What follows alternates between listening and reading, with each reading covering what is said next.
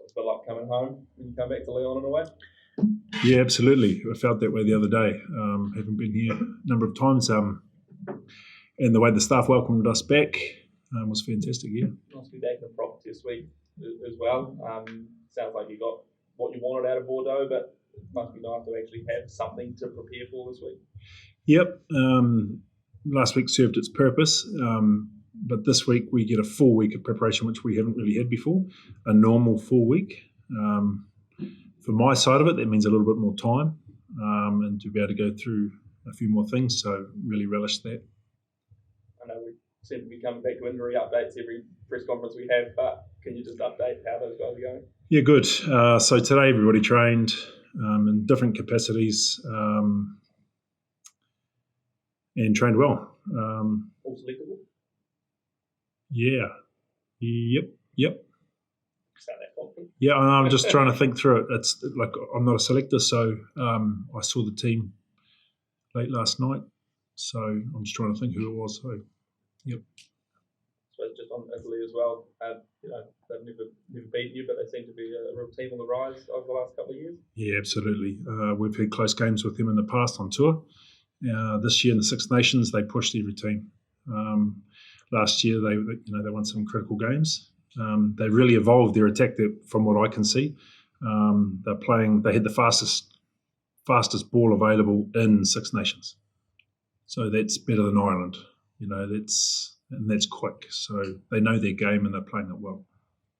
Scott, the Ireland and South African game, did we see those two teams set the standard for this World Cup?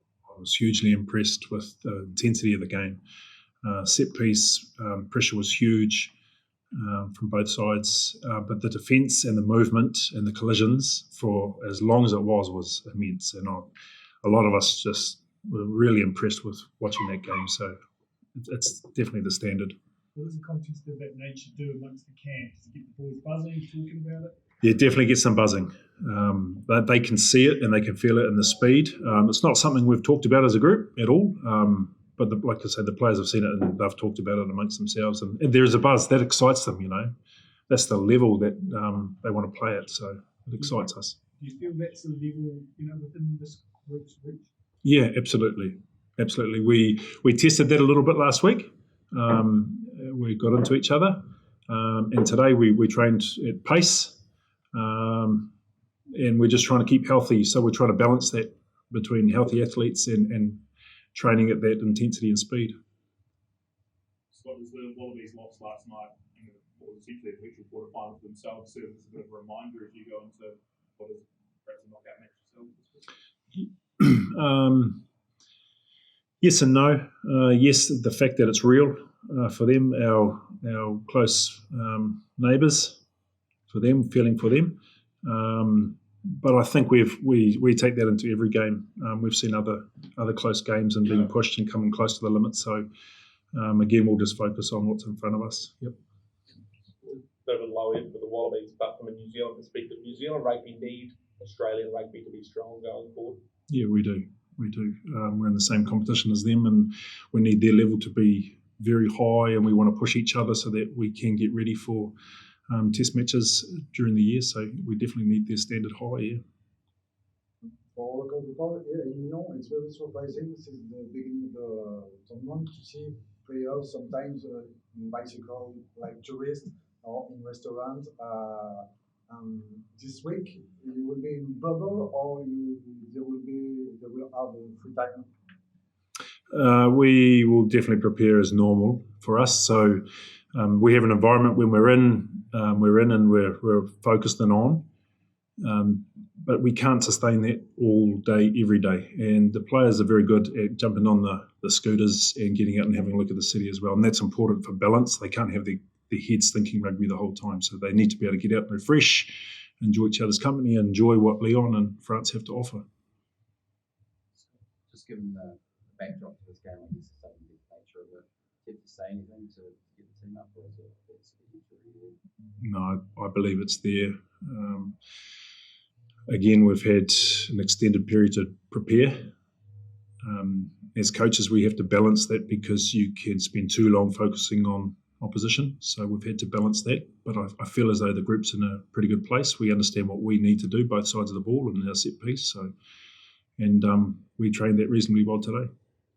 Scott, you talked a bit last week about the defensive rewards, the breakdown percentages, the weekend, and perhaps the arms at the game. Both of the big games reinforced it. Yeah, it did, I think. And last night, I don't want to make too much of a point of it because as a defence coach, we like to be able to turn that ball over. So, but the refs they're definitely seeing the picture very clearly, and they're rewarding the people that win. And then, even if we're not on the ball, we still want to test the skill set of the cleaners or the people looking after that ball. So, I feel as though the referees have got a really good handle on that. Biasedly.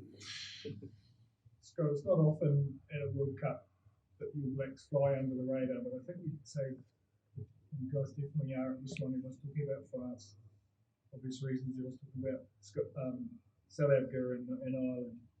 Is it a good place for you to be? Just flying a little bit under that radar at the moment?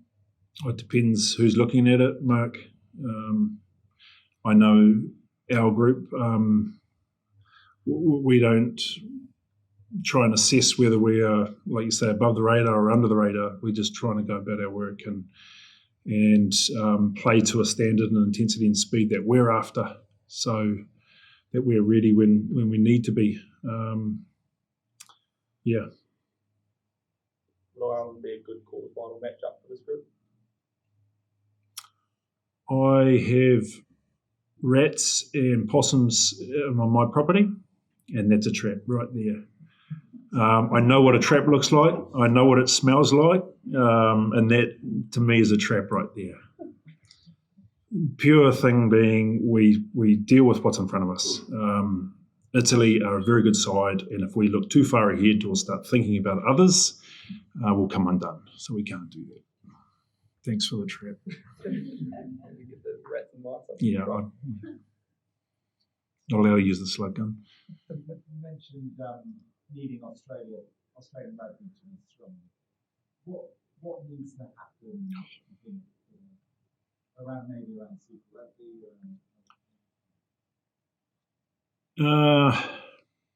I don't know. I haven't been in the country, I haven't coached in the country. I don't know what's going on there. All I know is that we just need them to be the strongest they can be. Other than that, I don't really know what's going on inside their country or their team. So I'm hesitant to really give an opinion about that. 2 weeks now. How does the team kind of stay with you? How has it been? Well, you can ask the boys next in terms of the players, but as staff, we've really enjoyed it. It's a really neat spot here where we are. We don't have to jump on a bus to go anywhere. We can jump on the scooters and we can have a bit of fun doing that. And it's a nice transition into training and out. Things are reasonably close. We can get on the trains. The boys are doing that. It's fantastic facilities here. So we're really enjoying this place. It's a great place. Scott, obviously people have always been talking about Southern Hemisphere, gaps closing, people and so on and so forth. Is there anything we can take out about that we can take out of the tournament so far, or are we just talking about 10 teams? Yeah, I think so. It's each team is playing their own style, depending on the hemisphere. Like you saw last night, Wales are really clinical and the way they play the game, really tight and kicked well, chased well. That's normal for them. And if you do it better than the others, then you tend to come out on the right side of the ledger. I know that we know what we're about, and we'll be trying hard to play as well as we can in that space. From a defensive point of view, what are the challenges that Italy introduced to All Black defense? Yeah, like I say, they're a team that can recycle the ball very fast. Their lightning quick ball is the best Six Nations. We're aware of that.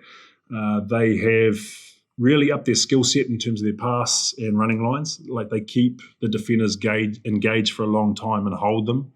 And then they have the ability to play out the back or to play the guy right next to them. So that's quite hard to defend. You need a certain skill set where you can see what's happening and then be able to move quickly and they're very good at that. And they're very good at sweeping around to an edge, trying to bunch you in the middle and then sweep around to an edge, much like France do, and effectively. So those threats we were aware of, and we've got plans in place on how we can combat that. Do you think you have to put a threat into the breakdown to stop this from happening? Yeah, absolutely. We have trained hard around our tackle height and getting out of that ruck area. But our second man and potentially our third man being able to take that ball, slow that ball, because that's what they live off. That's what their system survives on, and how they gain their confidence, and then that enables their passion. So we want to take that away. Scott, did the Ireland and South Africa with their tackle height, there was no sanctions for anything resembling a high tackle in the game? They show what happens when you get that right. That's what impressed me the most, was the speed of play, but the collisions were clean. They were very clean and accurate, and there was no infringing at all around that area. And it's a bloody hard thing to do at that speed and with those collisions where bodies are flying everywhere. And both teams did that very, very well. It was very impressive here.